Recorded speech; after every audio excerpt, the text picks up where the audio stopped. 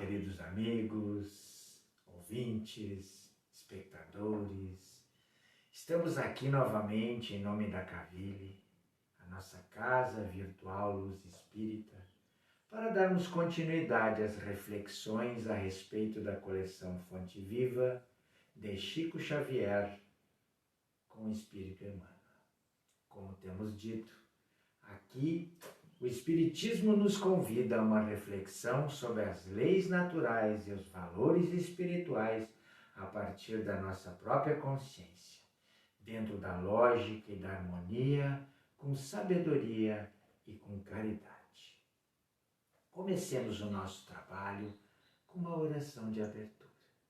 Vamos elevar o nosso pensamento a Deus, a Jesus, a Mãe Maria de Nazaré, limpar a nossa mente de todo sentimento triste, de toda angústia, de toda cólera, para que possamos subir a nossa alma limpa ao Mestre Jesus, ao Pai Criador, e pedir a proteção, a bênção, o fortalecimento, que possamos ser abençoados por Jesus e seus prepostos neste momento em que estamos em prova coletiva, que as suas legiões de espíritos benfeitores nos amparam, nos fortaleçam, nos incutam coragem, estimule a nossa fé e a nossa esperança.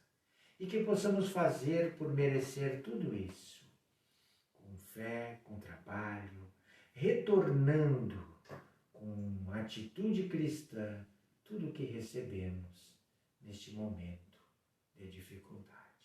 Muito obrigado, Mestre Jesus. Que assim seja. Então, meus queridos, estamos nos comentários da coleção Fonte Viva, que começamos pelo livro Caminho, Verdade e Vida. Aí nós estamos trazendo interpretações segundo o Evangelho, nas lições dos apóstolos do Cristo Jesus, comentadas pelo Espírito Emmanuel, onde nós procuramos traduzir aos queridos irmãos, com o Evangelho na mão, estas lições, estes ensinamentos, procurando trazer alento, força, coragem, esperança a todos que puderem nos acessar, que estão nos assistindo neste momento.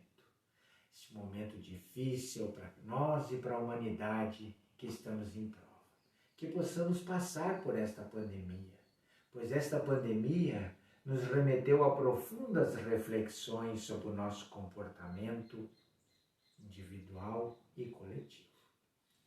Hoje nós vamos tratar do item 2, que tem como título Segue-me Tu.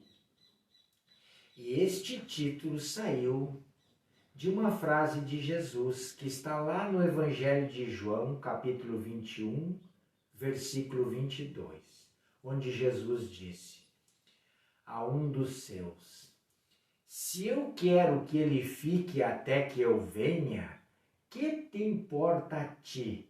Segue-me tu. Então, baseado nesta frase de Jesus que está lá no Evangelho de João, Emmanuel teceu os seus comentários e nós agora abordaremos eles. Emmanuel diz que nas comunidades de trabalho cristão, a nossa gente, a nossa, muitas vezes observamos companheiros altamente preocupados com a tarefa conferida a outros irmãos de luta. E daí ele faz um questionamento. É justo examinar, entretanto, como se elevaria o mundo se cada homem cuidasse da sua parte, nos deveres comuns com perfeição e sinceridade? E não é verdade? Se cada um de nós cuidasse mais do nosso trabalho, da nossa tarefa, daquilo que nos convém, deixando de olhar para o que o próximo faz, o mundo estaria melhor. E ele continua. Alguns dos nossos amigos que foram convocados para obrigações diferentes, confortemo-los com a legítima compreensão. Às vezes, surge um deles modificado ao nosso olhar, Há cooperadores que inclusive lhes acusam. Muitos consideram portador de perigosas tentações.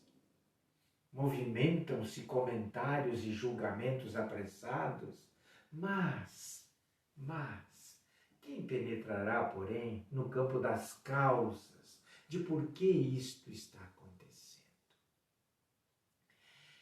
E daí Emmanuel faz uma reflexão no seguinte sentido: estaríamos na elevada condição daquele que pode analisar um acontecimento do nosso semelhante através de todos os ângulos? Talvez possa parecer que seja uma queda, que seja uma defecção, que seja um erro. Porém, quem sabe das resoluções de Jesus? Quem sabe dos desígnios de Deus? Não estaria ali uma redenção ao amigo que está parecendo distante? O bom pastor permanece vigilante e prometeu a todos que as ovelhas que o Pai lhe confiou, nenhuma se perderá. Convém, desse modo, atendermos com perfeição aos nossos deveres, aqueles que nos são deferidos. Cada qual necessita conhecer as obrigações próprias, não a dos outros, as nossas. Nesse padrão de conhecimento e atitude, há sempre muito trabalho a fazer. E como, né, gente? E como? Nós não damos conta disso. Se um irmão parece desviado, termina Emmanuel, aos teus olhos mortais, faz o possível para ouvir as palavras de Jesus ao pescador de Cafarnaum. Que te importa a ti? Segue-me tu. Não é verdade? Que importa a nós o que o outro está fazendo? Vamos seguir Jesus. Onde então encontraremos, onde vamos refletir no Evangelho esse assunto? Segue-me tu. Como vamos contextualizá-lo? Há nas reflexões de Emmanuel uma clara alusão à importância sobre o nosso comportamento quanto à figura do nosso próximo, o nosso irmão de caminhada. Tanto é que no início da narrativa ele diz o seguinte, convém repetir. Nas comunidades de trabalho cristão, então estamos falando da nossa. Muitas vezes observamos companheiros altamente preocupados com a tarefa conferida aos irmãos de caminhada. Mas é justo que nós pensemos o quanto o mundo seria melhor se cada um cuidasse da sua tarefa com perfeição e sinceridade. E é verdade. Emmanuel assim se refere para comentar a parte final, inicial da fala de Jesus. Se eu quero que ele fique, se eu quero que ele fique até que eu venha, que te importa a ti? Pensemos a respeito. Temos o hábito de nos ocupar com as coisas alheias. Com muita facilidade nos desviamos de nossas rotas para ingressarmos nas tarefas alheias. E a pergunta que fica é, assim agimos com o intuito de auxiliar? Pelo que se depreende da fala de Jesus e da interpretação de Emmanuel? Não.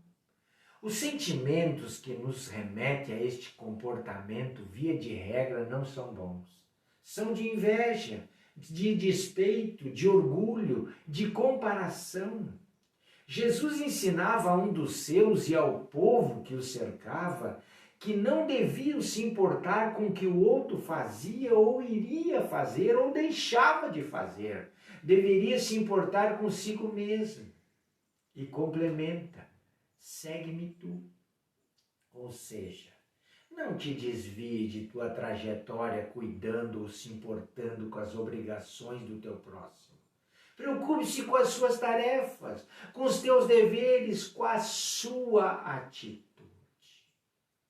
Essa demonstração de Jesus é uma lição aberta até hoje na vida da humanidade. Facilmente resvalamos o olhar e o pensamento para os outros e para o que os outros fazem ou que deixam de fazer. Ou por inveja, ou por crítica, Deixamos nossos deveres para trás, inventamos desculpas para nos imiscuirmos na vida dos outros, mentimos, nos permitimos as condutas sem pudores ou valores elevados? Talvez por isso, Jesus tenha nos dito outra fala interessante, outro ensinamento. Evangelho segundo o Espiritismo, capítulo 24, item 18. Se alguém quiser vir nas minhas pegadas, renuncie a si mesmo, tome a sua cruz e siga-me. É tão importante isso, tão relevante para a nossa vida, que isso consta nos 4 evangelhos. Sim, está em Mateus, está em Marcos, está em Lucas e está em João. Percebam, então, o que significa seguir Jesus? Carregar a sua cruz? Significa suportar corajosamente as dificuldades que a nossa fé nos acarreta. Renunciar a nós mesmos. Significa dar mais valor às coisas espirituais do que às coisas materiais. Significa viver a vida como espírito na matéria, mesmo que importe em perder a própria vida material. Eis que nós já aprendemos que como espíritos somos imortais, portanto não existe morte. Valorizemos então sempre o bem-fazer, com vistas às recompensas futuras e não atuais, com perseverança, com abnegação, compreendendo e praticando os ensinamentos do Mestre. Então, o segue-me tu tem um sentido profundo nas nossas vidas. Quando nós nos damos a condição de cristãos, e nós nos damos, admitimos daí, portanto, que seguimos Jesus. E seguindo Jesus significa que entendemos e praticamos e, sobretudo, vivenciamos os seus ensinamentos. E o Cristo foi claro quando foi admoestado por um doutor da lei sobre o que fazer para ser salvo, o que significa segui-lo. Está em Lucas 10, 25 a 37 e no Evangelho segundo o Espiritismo, no capítulo 15, itens 1, 2 e 3.